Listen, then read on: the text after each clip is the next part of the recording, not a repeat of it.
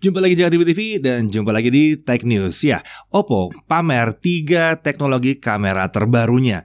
Qualcomm luncurkan drone berteknologi 5G dengan AI pertama kali di dunia. Lalu Samsung Korea menyebutkan Galaxy Z Fold 3 dengan nama Note Z. Facebook meluncurkan aplikasi VR Meeting Horizon Workroom. Dan ada update baru dari aplikasi benchmark kami akhir-akhir ini, Genshin Impact.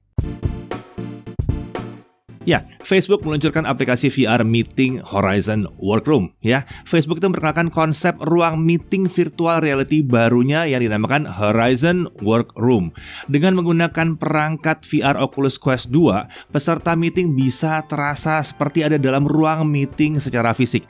Tidak lagi hanya gambar muka dan suara seperti meeting online pada umumnya. Dengan bantuan Oculus Quest, peserta meeting bisa menggunakan gerakan tubuh, jadi tidak kaku lagi seperti meeting online biasa. Ini dibantu dengan controller Oculus yang ada di tangan. Jadi tidak susah dipelajari dan harapannya Facebook ya pengguna akan lebih mudah beradaptasi. Bahkan mungkin ini cukup fun ya karena peserta meeting akan terasa seperti ada dalam dunia game. Salah satu fitur lain dari VR Meeting ini juga adalah peserta meeting juga bisa melakukan scanning terhadap meja kerja mereka dan juga meja tersebut akan terwakili di dunia VR. Nah, jadi hal-hal seperti keyboard, mouse, buku catatan itu bisa terlihat di dunia VR ini. Bahkan kalau yang di-scan itu keyboard tersebut juga bisa diinteraksikan dalam dunia virtual. Jadi bakalan seru ya meetingnya, nggak lagi terasa bahwa kita duduk berjam-jam melototin layar monitor sampai mata perih, badan pegel-pegel. Dan dengan Horizon Workroom ini kita bisa lebih bebas bergerak dan aktif selama meeting. Genshin Impact Update 2.1. Ya, game yang jadi benchmark penting kami di smartphone dan bahkan laptop ini akan segera menerima update baru. Update Genshin Impact versi 2.1 dengan judul Floating World Under Moonlight akan segera hadir. Dengan update terbaru ini, kalian bisa meneruskan lagi petualangan kalian di Inazuma dengan 2 pulau baru yang akan dibuka. Storyline yang pada versi 2.0 terasa terpotong juga akan dilanjutkan di update 2.1. Bukan itu saja, event-event baru itu akan banyak dan kesempatan kalian ngumpulin Primo Game akan semakin terbuka seperti event Moonchase Merriment ya, Moonlight Seeker, Trails of Delicacy.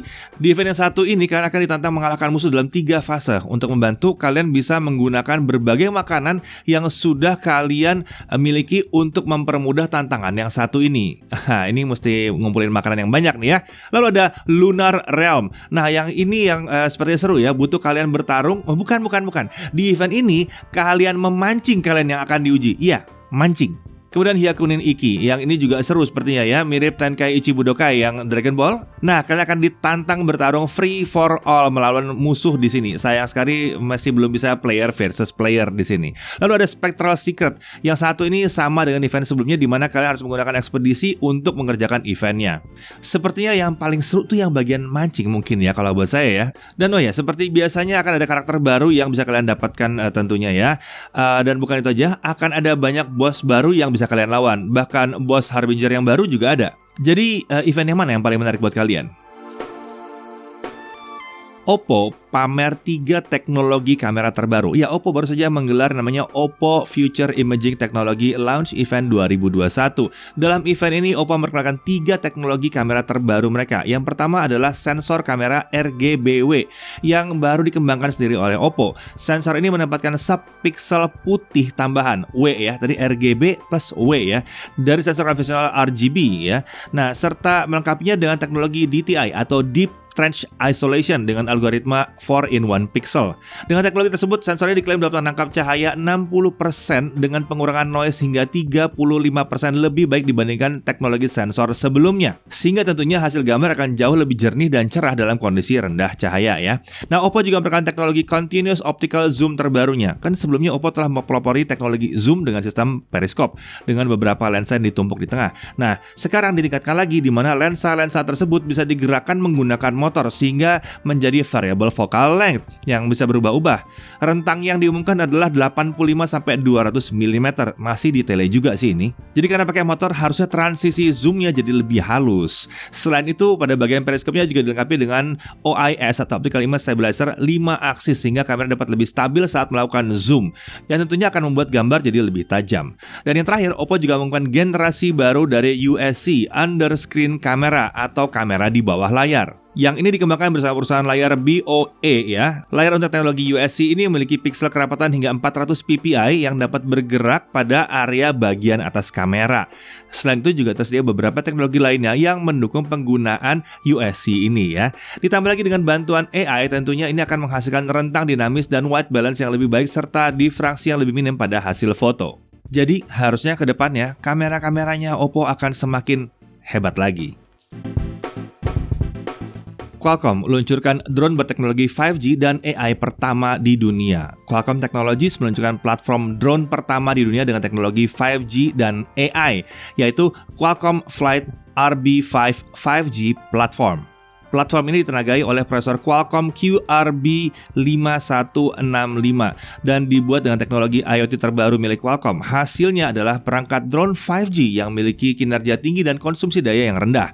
Dengan konektivitas 5G dan Wi-Fi 6, drone ini memiliki kemampuan terbang yang sangat hebat, yaitu di luar garis pandang atau Beyond Visual Line of Sight, BVLOS ya.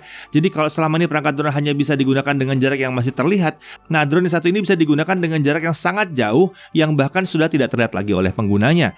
Selain itu, Qualcomm Flight RB5 5G juga dilengkapi dengan chip Qualcomm Secure Processing Unit untuk perlindungan keamanan terhadap perangkat drone ini. Dengan kemampuan canggih ini, Qualcomm Flight RB5 5G platform dapat digunakan untuk beberapa industri seperti film, hiburan, pengiriman, kawasan industri, keamanan, respon darurat, militer, pengawasan, serta pemetaan geografis, dan banyak lagi kemungkinan-kemungkinan lainnya. Qualcomm juga telah selesai melakukan uji coba untuk perangkat drone RB5 5G ini bersama provider Verizon 5G dengan koneksi 5G millimeter wave.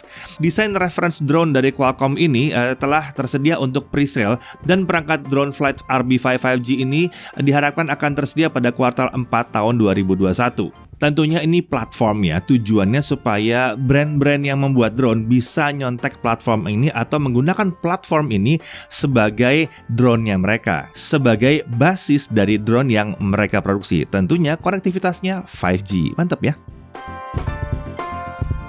Samsung Korea sebut Galaxy Z Fold 3 sebagai Note Z. Ya, baru-baru ini YouTube Samsung Korea sempat membagikan video mengenai perangkat Samsung Galaxy Z Fold 3. Tapi yang menarik, saat mendemokan fitur perangkat tersebut, pria dalam video itu tidak menyebutnya sebagai Z Fold 3 atau Z Fold 3, tapi Note Z.